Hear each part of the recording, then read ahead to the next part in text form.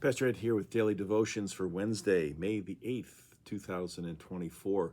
We're looking at the subject of love, biblical love, particularly through the lens of 1 Corinthians 13, verses 1 through 13, the so-called love chapter of the Bible. Let me read those first few verses for you again. Paul writes, "If I speak in the tongues of mortals and of angels, but do not have love, I am a noisy gong or a clanging cymbal. And if I have prophetic powers and understand all mysteries and all knowledge, and if I have all faith so as to remove mountains, but do not have love, I am nothing. If I give away all my possessions, and if I hand over my body so that I may boast, but do not have love, I gain nothing."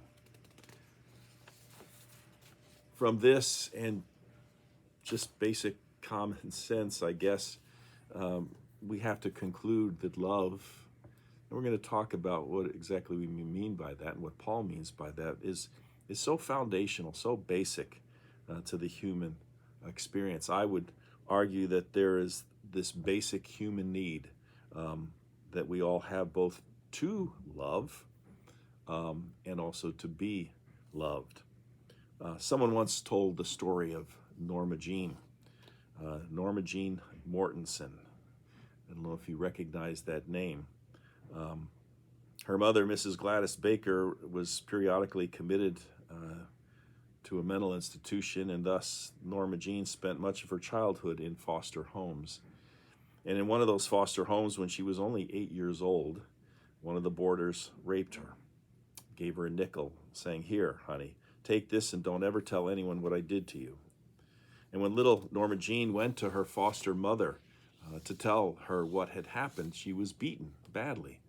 And she was told, "Our boarder pays good rent. Don't you ever say anything bad about him." And so Norma Jean, at the age of only 8 years old, learned, sadly, what it was to be used and just given a nickel and beaten for trying to even express the hurt that was in her. Well, this Norma Jean turned into a very pretty young girl. People began to notice. Boys whistled at her. She began to enjoy that, but she always wished that they would notice that she was a person too, not just a body or a pretty face, but a person. And then Norma Jean went to Hollywood and took a new name, the name you probably know, Marilyn Monroe. And the publicity people told her, "We're going to create a modern sex symbol out of you." And this was her reaction. A symbol? Aren't symbols things that people hit together in the band, their orchestra? They said, "Honey, it doesn't matter because we're going to make you the most smoldering sex symbol that ever hit the celluloid." Well, she was an overnight smash success, but she kept asking, "Do you also notice that I'm a person? Would you please notice?" And then she was cast in largely dumb blonde roles in the movies. And everyone grew to dislike Marilyn Monroe. She would keep her crews waiting for hours on the set. She was regarded as a selfish prima donna. But what they didn't know was that she was in her dressing room vomiting because she was so terrified. She kept saying, "Will someone please notice that I'm a person, please?" They didn't notice. They wouldn't take her seriously. She went through 3 marriages, always pleading, "Take me seriously as a person." And everyone kept saying, "But you're a sex symbol. You can't be other than that."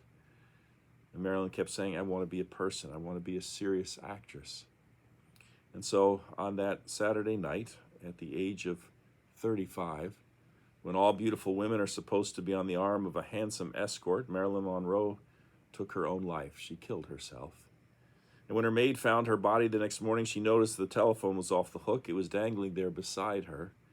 And later investigation revealed that in the last moments of her life, she had called a Hollywood actor and told him that she had taken enough sleeping pills to kill herself. And he answered with that famous line of Rhett Butler from Gone with the Wind, which we now edit a little bit. "Frankly, my dear, I don't care." And that was the last word she heard. And she dropped the phone and left it dangling. Claire Booth Luce, in a very sensitive article, asked, "What really killed Marilyn Monroe, love goddess who never found any love?" She said she thought that the dangling telephone was the symbol of Marilyn Monroe's whole life. She died because she never got through to anyone who understood. And I guess I would add to that, she never connected with someone who loved her, truly loved her for who she was and not what they wanted her to be. Some years ago, the famous Dr. Carl Menninger, the noted doctor and psychologist, was seeking the cause of many of his patients' ills. And one day he called in his clinical staff and he proceeded to unfold a plan for developing in his clinic an atmosphere of creative love.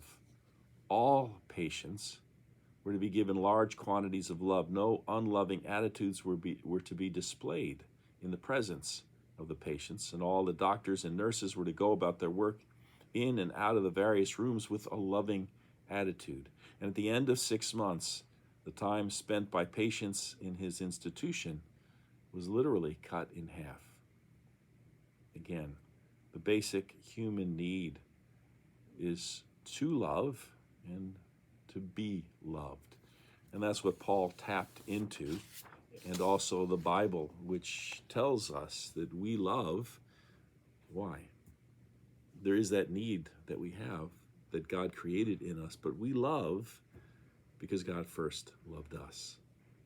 I'm going to talk a little bit tomorrow about how the Greeks looked at it. We have just that one word for love. The Greeks are really a lot smarter in that respect, and they had multiple words. We're going to kind of trace those out a little bit tomorrow. Until then, take care. Have a great day today. Bye now.